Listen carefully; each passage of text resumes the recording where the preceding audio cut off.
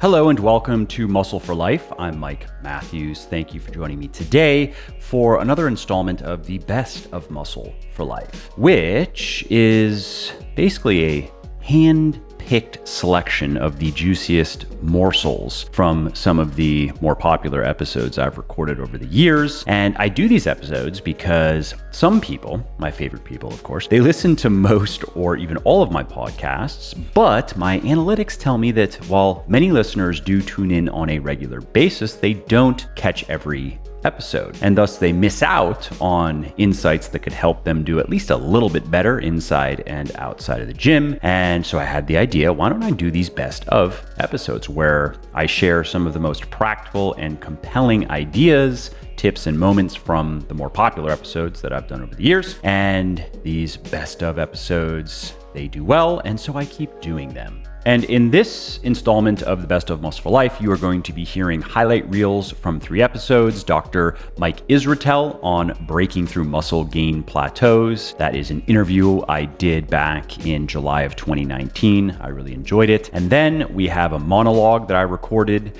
called Should You Use Supersets to Build Muscle Faster? What 18 Studies Say. And that was originally published back in June of 2018. And then finally, there is another monologue called If You Can Change Your Body, You Can Change Your Life, and that was originally published back in August of 2017. Before we begin, question, gentle listener, what would a perfect protein bar look like to you? How about plenty of high quality protein, nutritious plant-based carbs, fiber, and fats, non-GMO, gluten-free, no artificial sweeteners, flavors, dyes, or other chemical junk, fresh, soft, and delicious? You know, an all-natural protein bar that's an ideal on-the-go snack, mid-afternoon pick-me-up, or healthy and guilt-free treat. Well, that's why I created a protein bar. Yes, I have a new product to announce, and it is a protein bar. And these bars are packed with 20 grams of high-quality whey and milk protein and 9 grams of prebiotic fiber, which means that they can support muscle building and gut health. And these bars also contain just 240 calories, 24 grams of healthy carbs, 12 grams of fat, and just 4 grams of added sugar, which means that they can fit into any and all meal plans. My protein bars are also 100% naturally sweetened and flavored, and they contain no artificial food dyes or other chemical junk. So if you want a delicious, all-natural, low-sugar protein bar with 20 grams of 5-star protein, you want to try my protein bars today. Head over to www.buylegion.com/bar. That is BUY, legion.com/bar. And if you use the coupon code MUSCLE at checkout, you will save 20% if it is your first order with us. And if it is not your first order over at Legion, you will get double reward points on that order, which is 10% cash back. And know that if you don't absolutely love my protein bars, just let us know and we will give you a full refund on the spot. No forms, no return is even necessary. So you can't lose. Go to buylegion.com/bar now. Place your order, use the coupon code MUSCLE, save 20%, try the bars risk-free, and see what you think. Okay, so let's start with number 1. Let's start with the interview I did with Mike Israetel on breaking through muscle gain plateaus. Plateau does not mean rates of gain you are unsatisfied with. In that case, everyone always should be considering themselves plateauing, because unless I'm turning into Thanos, then I'm plateauing because I would love to be growing faster. Let's say you put on 10 pounds of muscle a month. I mean, that sounds absurd, but what if someone was like, hey, do you want to put on 15? I mean, how many people would really say no? They'd probably say, yeah, sure. So then sort of reflexively, we have to redefine a plateau as like, well, anything under 10 pounds of muscle a month, but that's completely insane. Right. So the more direct concern here is that individuals will think that they're at a plateau, whereas they're really, like you described, just transitioning from very noob gains into intermediate gains. Noob gains happen on a weekly and monthly order as far as rep strength on lifts for the weekly, and visual changes that are pretty apparent monthly. And then intermediate gains sort of happen more on the monthly and yearly timescales, right? So monthly, you notice that you're getting considerably stronger. And then, within several months, every year, sort of, you notice that you're looking very different. right? And that can be a shock. So Right. one of the first things to do is to set realistic expectations and to sort of benchmark your progress and figure out if you really are plateauing. Now, one thing that has to be said before we get into any more advanced critiques is that you've got to be measuring your rates of progress, or at least benchmarks of how you're doing, in order to figure out if you're plateauing. So I've spoken to too many people at gyms, and they say, I think my bench is plateauing. I'm like, okay, like how is it plateauing? They're like, well, they're just not getting stronger. I'm like, okay, what's your best rep effort recently? And they're like, I can't remember. I'm like, well, if you can't remember how strong you are, how the hell do you know if you're plateauing? It's completely insane. So basically, you want to make sure you keep a good log book, keep tabs on your appearance, generally speaking. Taking pictures is good. Sometimes you feel like you don't, pictures and body weight. You look at, you weighed 165 pounds, you look like something, and then 2 months later, you think like you've plateaued, but then you take a picture and you weigh 168 and you look a little sharper. You're like, oh, well, gee, I don't even know what I was thinking. I'm like, sometimes, you look at enough Instagram pictures of other people and you can get ahead of yourself. And then as far as rep strength, that's the easiest one. That's the sort of golden ticket to benchmark is, how is your repetition strength? And that comes back to the importance of having good, basically identical or very similar technique from week to month on basic exercises, so you can keep track of see if your squats are actually getting stronger, your pull-ups, your bench press, so on and so forth.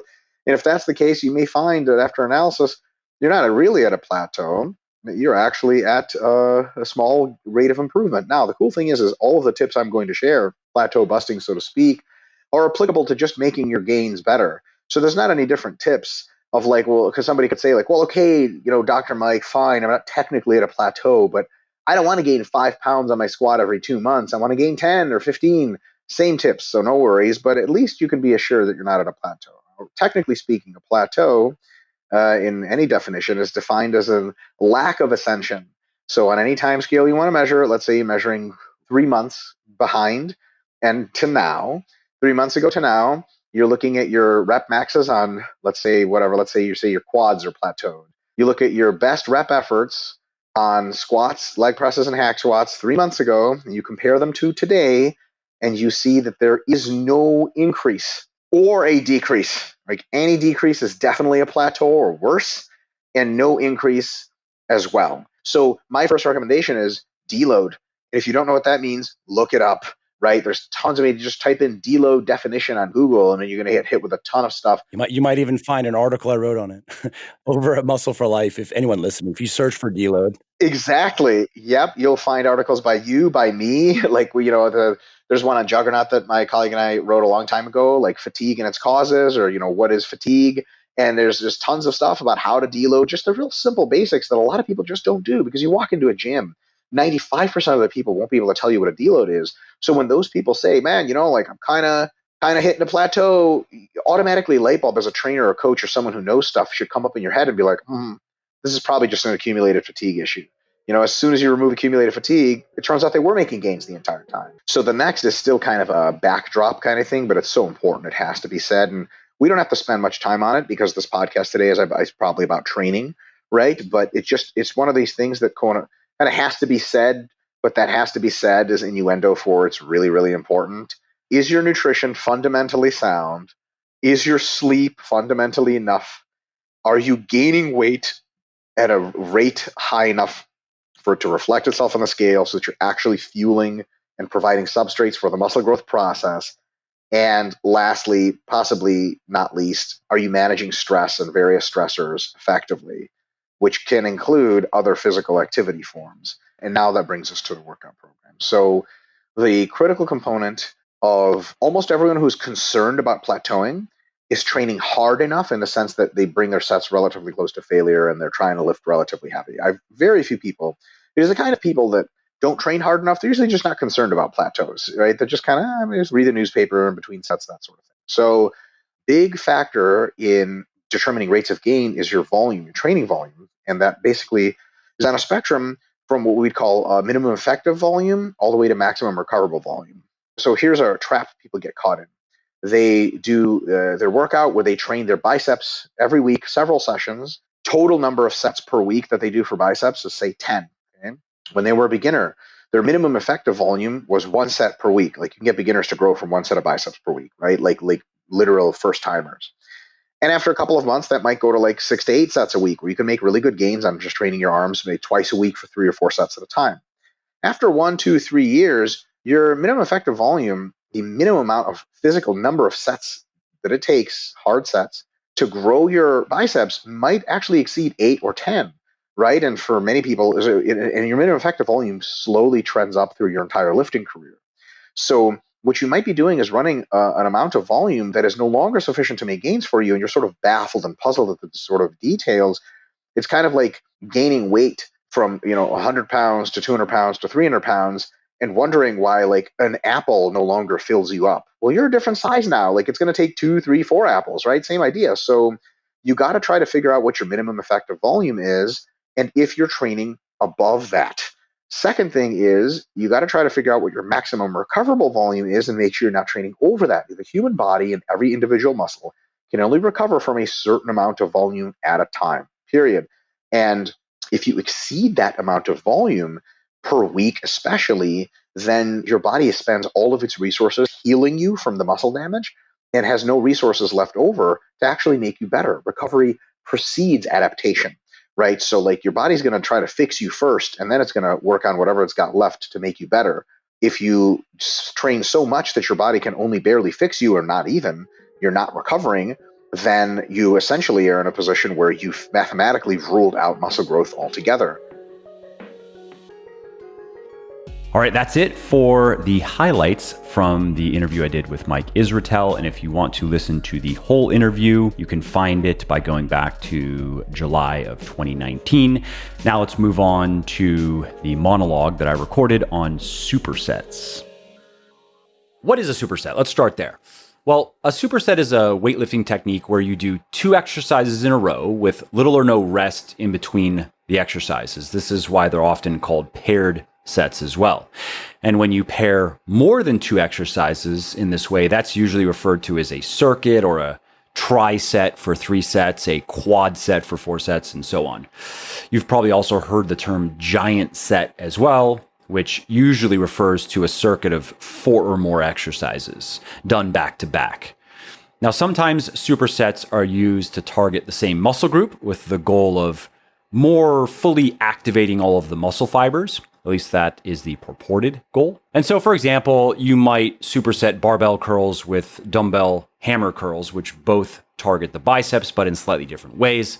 Now, supersets are also used often to target different, usually opposing muscle groups, and that's usually just to save time. So, you might superset the bench press with the barbell rows, which target your push and pull muscles respectively. And then after completing a superset, you will generally rest for a minute or two before moving on to the next superset, or just set exercise or whatever in your workout. Many people assume that supersets are highly effective. Supersets are difficult. They are painful, more so than traditional sets. But that does not mean they are better for muscle and strength gain, though. The main reason that supersets feel harder is simply the shorter rest periods. That makes weights feel heavier, that gives you a bigger pump, it more elevates your heart rate. But studies show that none of those things are powerful muscle building stimuli. None of those things necessarily mean that that workout is going to result in considerable muscle growth. Let's move on to the next claim, which is that supersets help you do more reps in each workout and therefore are better for building muscle. And the first part of this is true. Yes, supersets do help you do more reps in each workout if you are keeping the time equal. By supersetting exercises together, you get more work done in the time that you have to work out. And as accumulating volume, total reps, total hard sets, you can look at it in different ways, that is an important part of muscle building. Research has shown that a number of times. It all kind of sounds good, right? The problem, however, is just as a calorie is not a calorie when it comes to optimizing your body composition, a rep is not a rep when it comes to optimizing strength and muscle gain. In other words, you have higher and lower quality volume, and if you want to gain muscle and strength as quickly as possible, you want to emphasize the former, the high quality volume, as much as possible. One of the key factors that determines the quality of the reps that you do, the quality of the volume, is the intensity, or the amount of weight that you are using relative to your 1 rep max, and the RPE, the rating of perceived exertion, which really you can just look at as, when you finish a set, how many more reps could you get? Reps in reserve is another way of looking at that. So the intensity of your workout is how much weight do you have on the bar and how far are you pushing yourself in your sets? How close to technical failure are you coming? And technical failure, of course, is the point where you can no longer maintain proper form to complete a rep. All right, so now that we have thoroughly torn supersets down, now that we have cut them down to size, let's talk about a better kind of superset, a better way to superset, because as you have probably concluded by now, they just aren't very useful in the way that they're normally practiced. They aren't better for muscle growth than traditional sets. They make it harder to handle heavy loads and to add weight to the bar. And they really don't save that much time. I mean, does 15 minutes really matter that much in your day? Probably not. So what are supersets good for then? Well, I like them when they're used to create what are called antagonist paired sets. When a muscle contracts, it's considered an agonist, and the muscle that produces the opposing motion is considered the antagonist. Therefore, an antagonist muscle is simply one that performs the opposite function of another. So for example, when the biceps work to flex your elbow, the triceps are the antagonist because they do the opposite, right? They extend. So the difference here between antagonist paired sets, the better superset, and the traditional superset is this. With traditional supersets, you're increasing fatigue in a single muscle group. With antagonist paired sets, though, you are training 2 muscle groups, and you're simply doing more sets in less time by shortening rest times without greatly increasing the fatigue in either one. So in effect, with antagonist paired sets, you are using your sets for one muscle group as the rest periods for the other, which are naturally unengaged while the agonist is in the driver's seat. So you do your biceps set, your biceps are being worked, and then you go do your triceps set. And because of how your body works, your biceps are naturally unengaged here. And while you're training your triceps, that is your biceps rest, so to speak. This also works for muscle groups that aren't antagonistic, but are far enough away from each other that training one just doesn't impact the other. For example, I like to superset shoulder and calf exercises because it saves time, and I don't really see any sacrifice of performance on either, because like a side raise or a rear raise and a seated calf raise are not very demanding exercises. They are very isolated in terms of the muscles they are working, and they don't place much strain on the body or much demand in terms of overall force production or energy production. Well, I hope you liked my choice snippet from that episode. And if I have piqued your interest and you want to listen to the whole thing, you can find it by going back to June of 2018. And last, we have a monologue, "If you can change your body, you can change your life." One of the things that I love about fitness is you can't slide by on bullshit. It's just one of those special things in life that you can't buy, steal, or fake. There aren't any rewards for complaining or failing, and it doesn't care about your opinions or feelings. In fitness, the bottom line is you have to give something to get something. I mean, it's called working out after all, and for a good reason. You either do the work and transform your body, or you don't, period. This is a very valuable lesson to learn, I think, because it's a metaphor for something bigger. No matter what you're facing in life, you basically have 2 choices. You can put in the work or get put in your place. Nature must be smiling at everything we try to do to change or avoid this rule and escape its certainty. Not so long ago, our forebears had to chase, fight, and kill just to survive. I mean, they expected hardship. They were willing to face the worst. They embraced the fact that the universe, in all of its apparent tranquility, is really a carefully balanced chaos of forces that we barely understand. Now, us, on the other hand, we have it very easy. And that makes it easy to go soft, to lose perspective and be lulled into idleness, inertia, and irresponsibility. And I like to think that working out is something of an inoculation against this. I like to think that it's a tribute of sorts to the primacy of work. A constant reminder that the same power that you muster to change your body can also be harnessed to change your life. And that's another reason why we do it, right? Another reason why we pour so much time and energy and effort into our training and why it's so important to us. Many people, they look at us and they just don't get it. They wonder, is it just narcissism? Have we just fallen in love with our reflections? Or maybe it's insecurity, they think. Maybe they think we're feeding some sort of superiority complex. Or maybe it's something darker, something like self-loathing. Are we just unable to accept ourselves the way that we are? Well, if you ask me, all of these people, they're just missing the point. We don't train to feel vainglorious or paper over shortcomings or punish ourselves. We train because it gives us more than a better body. It gives us a better life.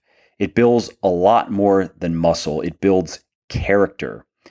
It teaches us how to stop bullshitting ourselves and confront reality. It teaches us how to have courage to commit to big goals. It teaches us how to create purpose and meaning. It teaches us how to take action instead of just making excuses and finding reasons to fail. And at bottom, I think working out teaches us a very powerful lesson. If you have the power to change your body, then you have the power to change your life. That's why we train, and let's not forget it. Let's also not forget that the gym is a lot more than a place to just move, grunt, and sweat. It's a miniature cosmos of sorts where we can make contact with the deeper parts of ourselves, our convictions, our fears, our habits, our anxieties. It's an arena where we can confront these opponents head on and prove that we have what it takes to vanquish them. I think that the gym is also a setting where we can test the assumptions we've made about ourselves and the stories underlying them. It calls on us to demonstrate how we respond to the greater struggles of life: adversity, pain, insecurity, stress, weakness, disadvantage. And I think in some ways calls on us to demonstrate who we really are. In this way, I think the gym really is a training and testing ground for the body, mind, and soul. The conflicts that we learn to endure in the gym, they empower us in our daily lives as well. The concentration, discipline, and resilience required to build a great body are also required to build a great life. And like I've been saying, if you can do one, you can do the other, because the way to do anything is at bottom the way to do everything.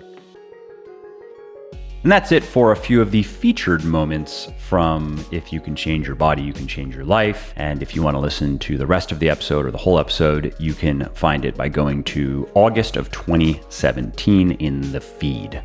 Well, I hope you liked this episode. I hope you found it helpful. And if you did, subscribe to the show because it makes sure that you don't miss new episodes. And it also helps me because it increases the rankings of the show a little bit, which of course then makes it a little bit more easily found by other people who may like it just as much as you. And if you didn't like something about this episode or about the show in general, or if you have ideas or suggestions or just feedback to share, shoot me an email, mike@muscleforlife.com, muscleforlife.com, and let me know what I could do better or just what your thoughts are about maybe what you'd like to see me do in the future. I read everything myself. I'm always looking for new ideas and constructive feedback. So thanks again for listening to this episode, and I hope to hear from you soon.